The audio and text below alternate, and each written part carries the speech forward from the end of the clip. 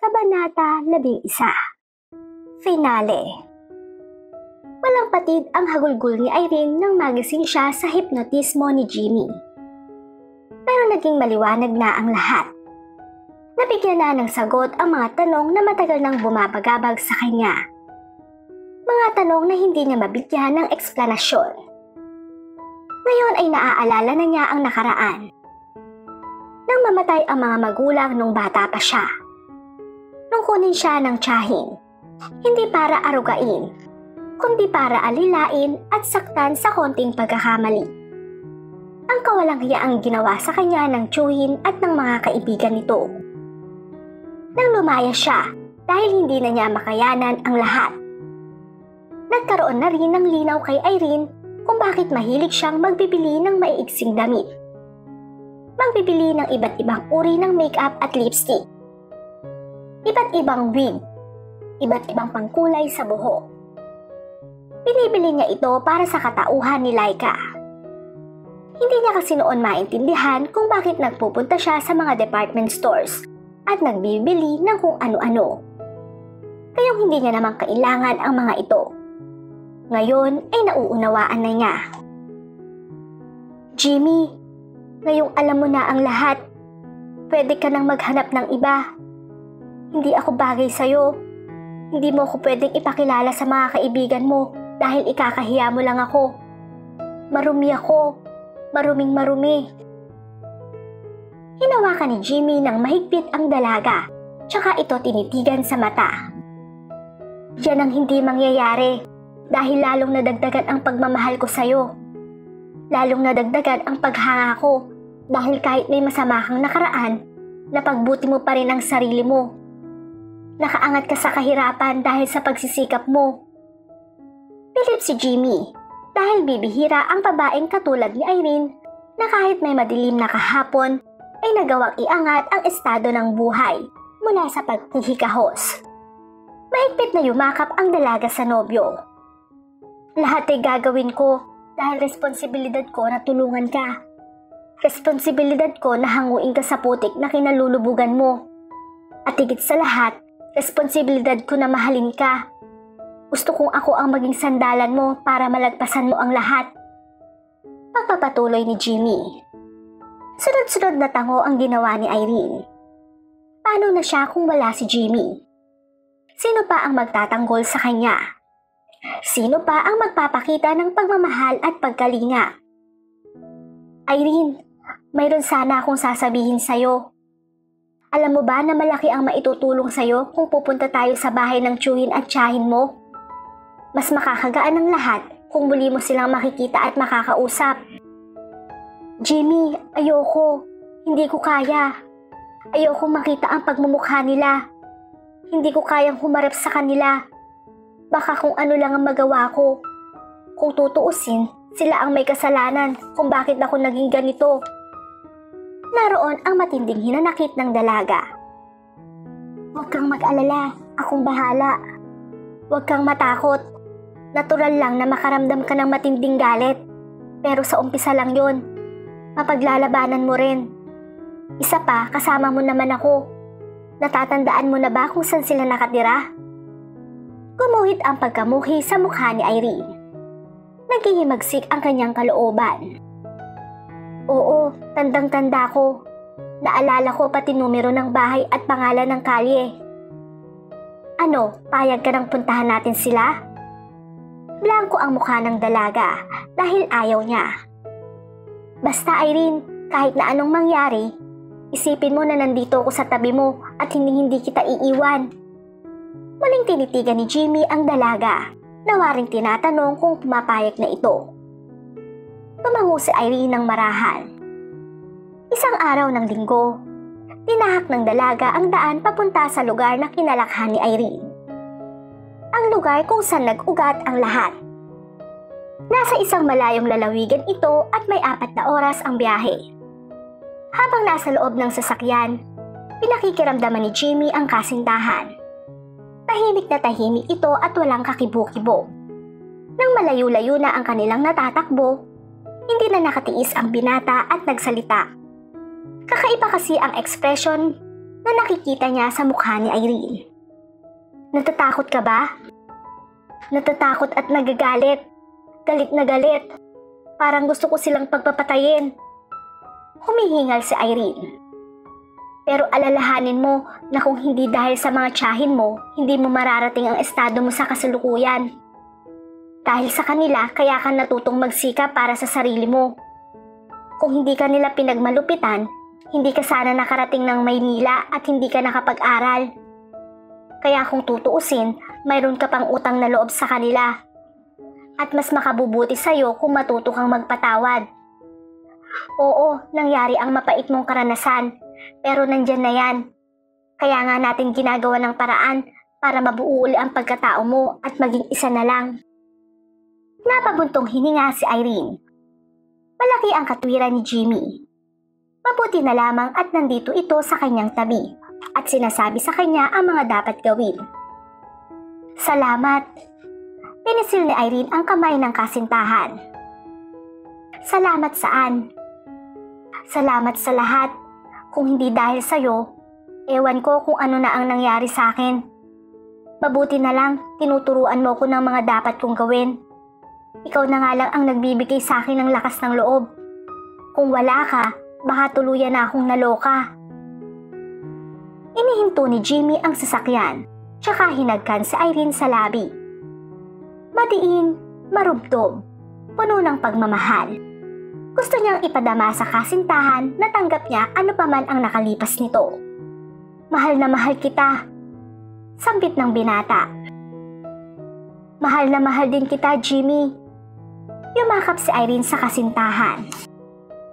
Naging pihikan siya noon sa lalaki dahil wala siyang makitang karapat-dapat para sa kanya. Pero ngayon, natagpuan na niya ang lalaking tutugon, ang lalaking papatid ng kanyang pagkauhaw sa atensyon at pagmamahal na matagal na niyang pinananabikan. Atensyon at pagmamahal na hindi niya naranasan nung siya'y bata pa. Nang makarating sila sa lugar na Pakay, malaki na ang ipinagbago nito. Medyo napakunot noo si Irene, pero panandalian lamang dahil pare-pareho pa rin ang pangalan ng mga kalye. Kaya pihadong hindi siya maliligaw. Nakaukit ang lahat sa isipan niya. Kung noon ay wala siyang matandaan, ngayon ay para bang nakasulat lahat ng detalye sa kanyang utak. Tinahak ng sasakyan ni Jimmy ang mga daan, tsaka tinuro ni Irene ang isang kalye. Yan na. Sigurado ka? Siguradong sigurado. Madiing sambit ng dalaga. Naramdaman ni Irene na nanginginig ang kanyang laman sa galit. Kinukumbinsi siya ni Jimmy na kailangan niyang matutong magpatawad. Pero hindi ito ganun kadali. Lalo na sa mga taong nagkaroon ng malaking pagkakasala sa kanya. Pagkakita niya pa lamang sa kanyang tiyuhin at tiyahin, ay mumurahin niya ang mga ito. Sisigawan, pamumukaan, duduru-duruin, susumbatan. Ang batang gusgusin na pinagmalupitan nyo, isa ng matagumpay na babae, mabibili ang gusto. May sariling bahay at kotse, may sariling negosyo. Maganda ang posisyon sa malaking kumpanyang pinapasukan. Samantalang kayo, mababa pa sa lupang kinatatayuan ko. Para kayong putik at alikabok sa paningin ko. Paulit-ulit na naglalaro sa isipan ni Irene ang kanyang mga sasabihin. Ang bahay ng kanyang tiyahin at tiyuhin ang siyang pinakamalaki noon sa kanilang lugar. Maayos kasi ang negosyo ng mga ito. May mga alagang baboy at manok. Yari sa bato ang tinitirhan, kumpara sa mga kapitbahay na mga kahoy at kubo lamang. Tinagalang ito ng mga tao. Hindi kasi alam ang masamang turing sa kanya. Nang pababa ng sasakyan ang dalawa, tinitigan ni Irene ang nakatirik na bahay. Mas malaki ito at mas maganda kaysa dati. Mukhang lalo pa yatang umunlad ang buhay ng dalawang buhok. Nag-doorbell si Jimmy. Makailang ulit silang kumatok pero walang sumasagot at walang nagbubukas ng gate. Baka naman natutulog. Isang matandang babae ang lumabas sa kabilang bahay. Nako, wala hong tao riyan. Nagpunta ho ang buong pamilya sa Amerika at nagbakasyon. Baka sa susunod na buwan pa ang balik.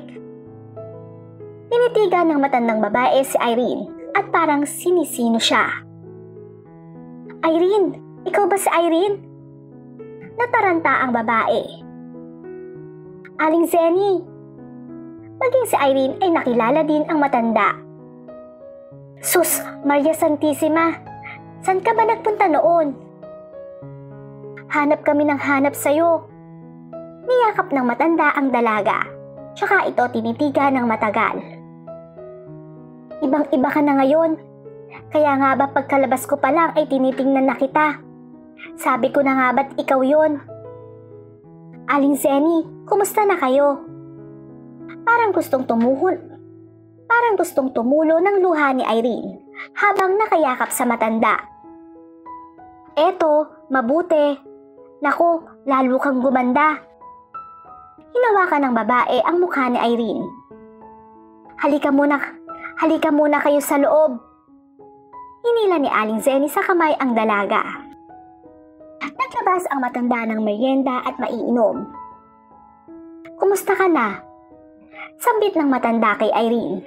Tapos ay tumingin kay Jimmy. Siya ba ang mister mo? Hindi ho, siya ho si Jimmy, boyfriend ko ho. Tumangutango ang matanda. Kumusta ho kayo?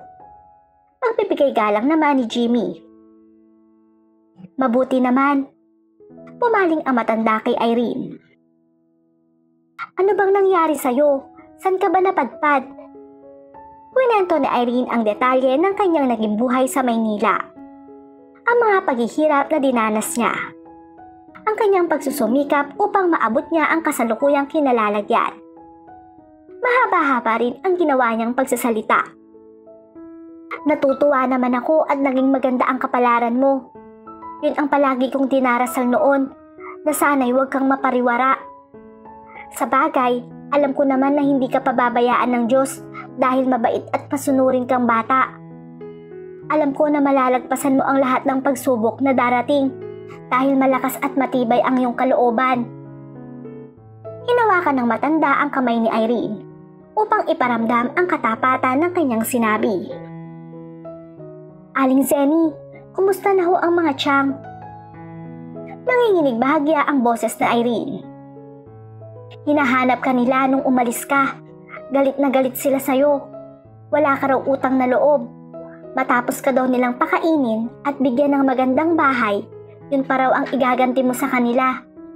Nagsisisi daw sila sa ginawa nilang pag-aaruga sa'yo. Sayang lamang daw ang perang nagastos sila sa pagpapalaki sa'yo. Pakainin at bigyan ng magandang bahay? Pero parang hayop naman ang trato nila sa akin. Wala silang perang nagastos sa akin. Dahil hindi ko nga natatandaan na binigyan nila ako ng bagong damit. Mukha na nga akong basahan. Naging alipin lang ako na inuutos-utusan nila at nilalait. Kung tutuusin, wala naman talaga akong naramdamang pagmamahal sa kanila. Umaagos ang luha sa pisngi ng dalaga dahil sa sama ng loob. Tumangutango ang matanda. Saksi kasi siya sa pagmamalupit noon kay Irene. Siya ang ginagawa noong takbuhan ni Irene kapag sinasaktan ito ng tiyahin. Siya noon ang nagbibigay ng payo kay Irene at lakas ng loob. Siya rin ang nagbibigay ng pagkain sa dalagita kapag ito'y nagugutom. Kahit kasi may kaya ang mga tiyahin, hindi ito pwedeng basta kumain sa loob ng bahay. Hindi alam ng matanda ang mapait na karanasan ng dalaga sa kamay ng tiyuhin. Hindi ito pinagtapat ni Irene noon. Diyan pa rin ho ba sila nakatira? Tanong ng dalaga. Umiling ang matanda at gumuhit ang lungkot sa mukha nito. 2 taon na matapos kang umalis, nag-umpisang malugi ang kanilang negosyo. Napeste ang mga alaga nilang baboy at manok. Naghirap sila ng husto at halos gumapang na silang mag-asawa. Nagkabaon-baon sila sa utang at naisang lalahat ng ari-arian. Alam mo naman kasi ang tiyuhin mo, masyadong mahilig sa bisyo. Alak, sugal, babae, kaya hindi na sila muli pang nakabangon. Hindi lamang yon, nasunog ang kanilang bahay. Walang nailigtas kahit isa. Pansamantaling natigilan ang matanda habang tahimik na nakikinig si Irene. Para bang sabik siya sa susunod na sasabihin ni Aling Senny. Nagpatuloy ng pagkukwento ang matanda. Maging ang tiyahin mo at tiyuhin ay tinupok din ng apoy. Ang tiyahin mo'y hindi na umabot sa hospital. Ang tiyuhin mo ay nailigtas pero 3 buwan siyang nakaratay. Lapnos ang buo niyang katawan at sumisigaw siya sa sakit. Hindi rin nagtagal ang kanyang buhay at siya'y namatay. Pero naghirap muna siya ng husto. Iba na ang kasalukuyang nakatira dyan. Wala na ang dating bahay. Nakakunot ang noo ni Irene. Hindi niya alam kung matutuwa o malulungkot. Tadhana na ba ang gumanti para sa kanya? Hindi alam ng dalaga kung ano ang sagot sa kanyang tanong. Pero parang kinukurot ang puso niya nang marinig ang pangyayari. Oo, pinawian ng buhay ang mga taong may malaking atraso sa kanya. Pero hindi maikakaila na kadugo niya pa rin ang mga ito at may naramdaman din siyang pagmamahal para sa mga ito. Nangihinayang lamang siya at hindi nabigyan ng pagkakataon ang kanyang tiyuhin at tiyahin na pakitaan siya ng pagmamahal dahil nasisiguro niyang mahal din siya ng mga ito. Aling Zenny, pwede ho bang samahan niyo kami sa libingan nila? Nagpaunlak ang matanda. Habang nasa sasakyan, tinitingnan ni Jimmy ang kasintahan at inaarok ang damdamin nito. Hindi kasiyahan ang kanyang nakikita, kundi kalungkutan. Nang nasa harapan na sila ng puntod, nagbigay si Irene ng taimtim na panalangin. Tsaka niya iginawad ang pagpapatawad. Diyos ko, tulungan mo pa akong makalimutan ang lahat. Tulungan niyo pa po akong makalimutan ang lahat. Ibinibigay ko na po ang kapatawaran sa mga taong nagkasala sa akin. Alam kong hindi sila lulubos na masama. Kung ano man ang dahilan ng ginawa nila, sila na lang ang nakakaalam. Pero alam kong hindi rin nila kangustuhan yon. Kayo na po ang bahala sa mga kaluluwa nila. Matapos igawad ni Irene ang pagpapatawad, bigla siyang nakaramdam ng kaginhawahan. Ang bigat na nararamdaman niya ay nawalang lahat. Tama si Jimmy. Mas makabubuti kung kalilimutan na niya ang nakalipas. Mas makagagaan kung tatanggalin niya ang galit at pagkamuhi na nakimkim sa kanyang dibdib sa loob ng mahabang panahon. Tuloy ang paglilitis ng kaso. Kung sino-sino pa ring mga testigo ang inihaharap laban kay Irene. Lahat ay nagpapatunay na isa siyang masamang babae. Isang kaladkaring, mababa ang uri, inkitera, kaya mahilig mangwasak ng tahimik na buhay ng mag-asawa. Tuwang-tuwa ang mga babaeng nagrereklamo. Matibay ang kaso laban sa dalaga, kaya pihadong makukulong ito sa salang pakikiapid. Kabadong-kabado si Irene. Inihanda na niya ang sarili sa maaring mangyari. Alam niya na wala siyang kalaban-laban. Anumang rason ang sabihin niya ay hindi rin uubra dahil napakaraming tao ang laban sa kanya. Pero katulad nung bata pa siya, nandoon ang marugdob na panalangin sa Diyos na sana'y huwag siyang pabayaan at magawa niyang mapagtagumpayan ang suliraning kinakaharap. Si Jimmy ay tumayong testigo para sa dalaga. Isa siyang psychiatrist at nag-issue siya ng medical certificate. Nagsasaad na hindi kontrolado ni Irene ang sarili nung panahon na nambibiktima siya ng mga lalaki para ilublob ang mga ito sa putikan. Wala si Irene sa katinuan. Nagkakaroon siya ng panandaliang pagkalimot dahil sa problemang emosyonal kaya hindi niya alam ang ginagawa. Mayroon siyang klase ng personalidad na hindi pangkaraniwan kaya siya nagkakaganoon. Matiing paliwanag ni Jimmy sa korte. Para patunayan ang sinasabi, tinawag ni Jimmy si Irene at isinailalim sa hipnotismo. Kinausap ni Jimmy si Laika, ang isa pang katauhan sa katawan ng dalaga. Manghang-mangha ang lahat nang biglang nagbago ang boses ni Irene nang nagsasalita na si Laika. Lalong nadagdagan ang kanilang pagkagulat nang mag-usap si Irene at Laika. Pagkatapos ay ipinaliwanag ni Irene ang lahat. Ikwinento niya ang detalye ng kanyang buhay, kung bakit siya nagkaganoon. Nakikinig ang lahat sa bawat katagang sinasabi ng dalaga.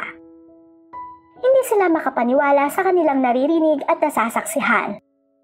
Hindi nila akalain na may taong ganito ang uri ng personalidad. Nakiusap ang dalaga na sana'y bigyan siya ng pagkakataon para makapagbagong buhay. Hirap na rin siya at sana'y maintindihan siya ng mga taong may malaking galit sa kanya. Si Irene ay dapat unawain at hindi dapat ipag-usig. Dapat siyang kahabagan at hindi dapat ipagsakdal. Paliwanag ni Jimmy sa hukuman. Pero si Mrs. Suarez, ang babaeng naghablay, hindi naniniwala. Napakadaling baguhin ng boses. Madaling umarte. Maski ako, kaya ko yan. Ginagawa ito ni Irene para iligtas niya ang sarili niya. Para hindi siya makukulong. Drama niya lang ang lahat, pero hindi ka panipaniwala. Para lang tayong nanonood ng makabagbag damdaming eksena sa sine. Isa tong malaking kalokohan. Gusto lang magpalusot ng babaeng yan. Tinuro-duro pa ni Mrs. Suarez sa Irene habang pinupukulan ito ng matatalim na titig.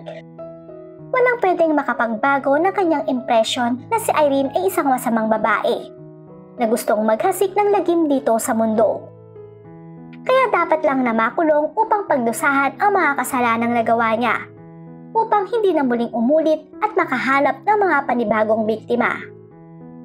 Inilabas ang resulta ng kaso at nagpaliwanag ang hukom. Maganda ang record ni Miss Irene Zamora sa kumpanyang pinaglilingkuran.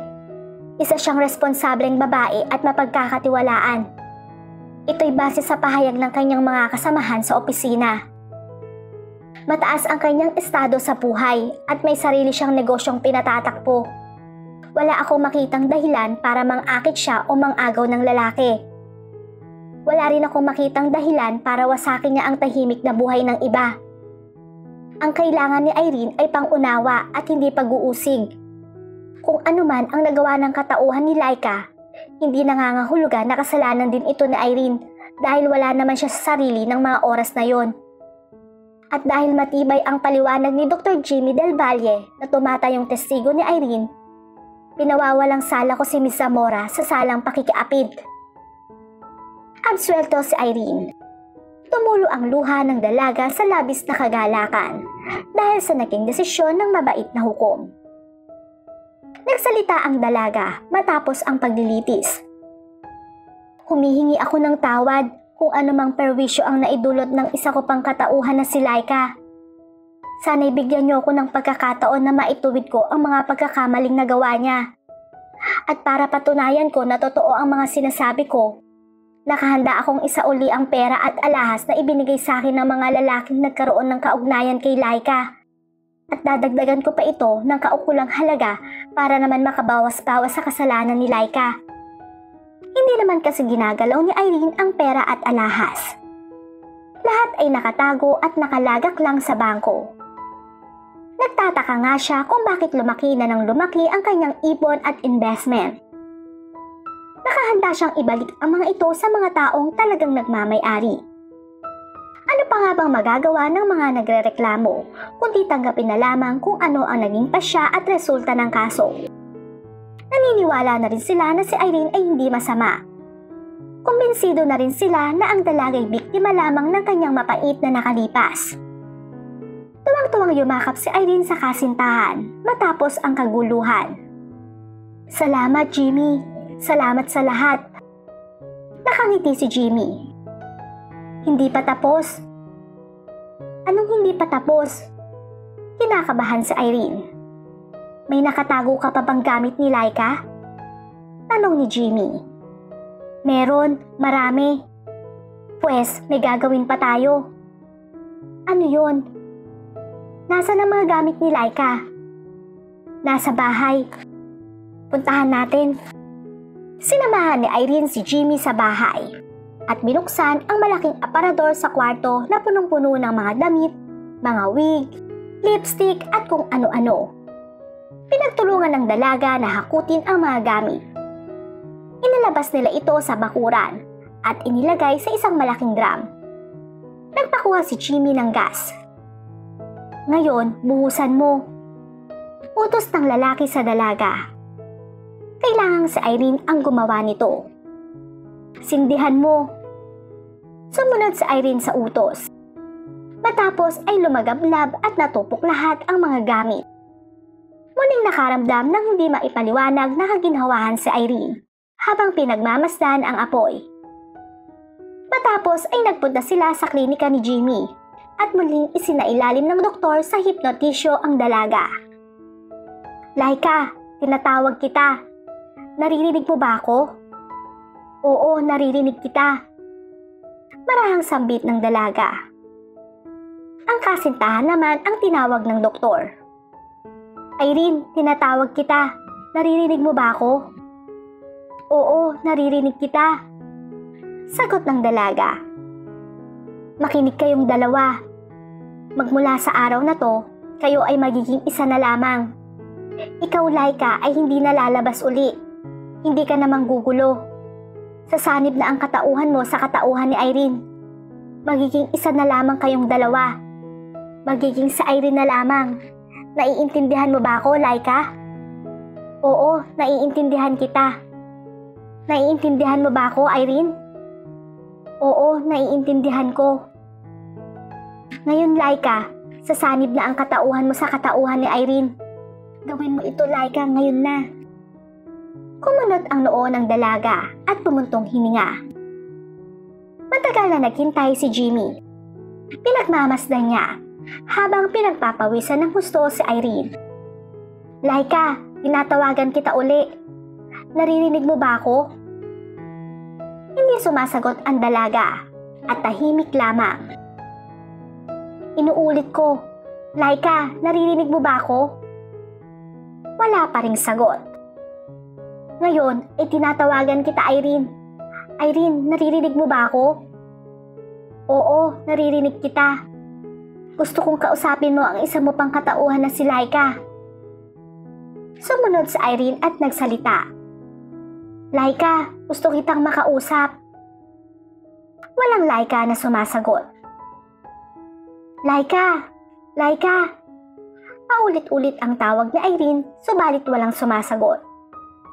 Ginising na ni Jimmy ang kasintahan. Wala na si Laika. Bulong nito. Nakahinga ng maluwag si Irene at yumakap ng mahigpit sa binata. Salamat, maraming salamat. Kumanti si Jimmy ng halik. Tapos na, tapos na, tapos na. Jimmy, ang gaang-gaan at ang linis-linis ng pakiramdam ni Irene. Mula noon, hindi na muli pang ginambala si Irene ng isa pa niyang katauhan. Pinatunayan ni Jimmy ang pangako na pupunuan niya ng pagmamahal. Si Jimmy ang nagbigay kay Irene ng lakas patungo sa landas ng pagbabago. Wakas.